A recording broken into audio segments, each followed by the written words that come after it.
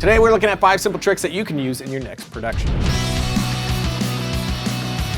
Welcome to Film Riot, the show that takes mystery out of the effects and techniques, going to some of your favorite Hollywood films. I'm your host, Ryan Conley, and I've always found that most of my solutions for problems in production and post-production are all pretty simple fixes. For instance, this scene. With low, no-budget filmmaking, you often find that you are very limited with locations, and for me, I often have to shoot in places that are a lot smaller than I wish they were. So we have these two characters in a conversation, as you can see, and we're covering it in 2 overs, meaning each shot is an OTS or over-the-shoulder shot.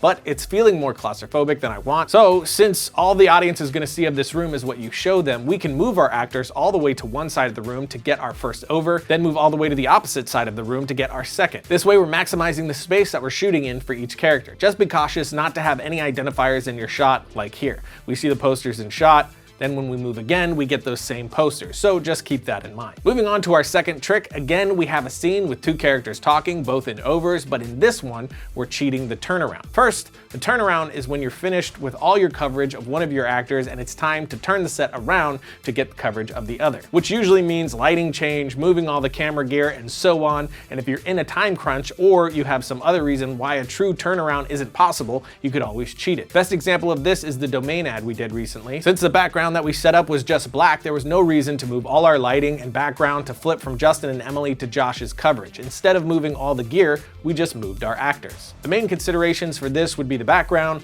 the lighting, and your 180. If you're in a close-up, it makes it much easier since the background won't be as big of a factor. So once you've shot out the first actor, you're gonna have them switch places, then you'll shift what shoulder that you're shooting on. So if you're shooting over the right shoulder of the first actor, to cheat the turnaround, you're gonna need to be over the left shoulder of the second.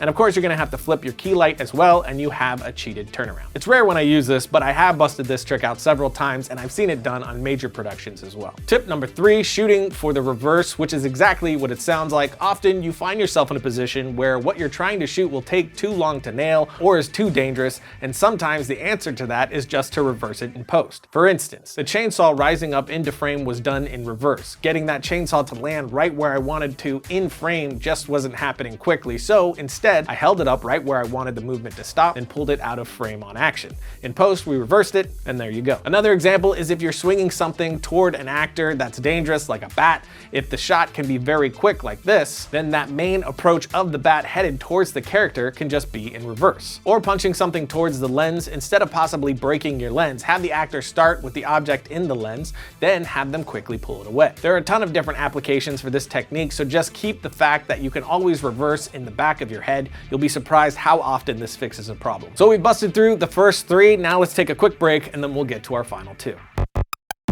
If you're a budding filmmaker, entrepreneur, innovator, Domain.com is a place to go when that next idea hits you. When you buy a domain name from Domain.com, you're taking the first steps in creating an identity and a vision for your brand or idea. The world's top 2 premier and most recognized domain extensions are .com and .net, which means those are the ones that are going to help build your brand and expand your presence online the best. Of course, Domain.com is reliable, affordable, and easy to use, and to show you some love, they're giving you 25% off their already affordable prices when you get domain names, web hosting, and email. Just use the coupon code FilmRiot at Domain.com's checkout, and when you think domain names, think Domain.com.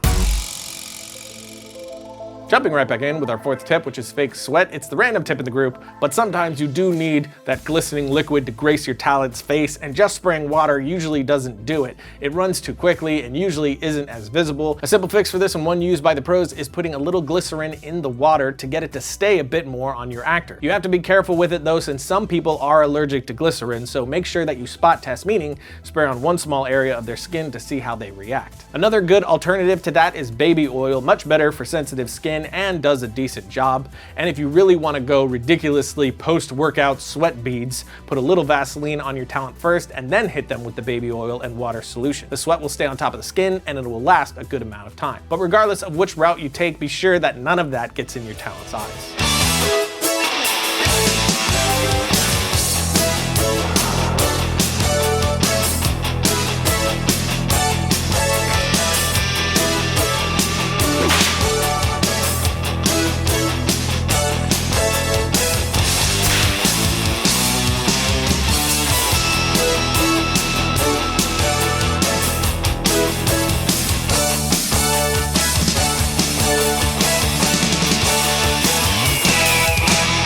And for our final tip, we have whip pans. This quick pan can be a great tool to create a transition, like moving from one scene to the next, or using it to make an effect work, like take this for example. Josh throws an axe at Justin and he catches it. I start on Josh and whip pan away to nothing, then we cut, set Justin up and start where Josh was, whip pan to Justin, who then pretends to catch the axe. Then we cut those two shots together, add a sound effect that tricks our brain into thinking that we saw him catch it, and some music to drive it home. Which this time I found my song on Artlist, which I have been using more and more lately. They go off of a subscription model where you can use all the music on their site. It's pretty insane actually, because you're not licensing individual tracks. You can get anything on their site for that subscription, but we'll talk more about that in another episode. And now with our music in, we have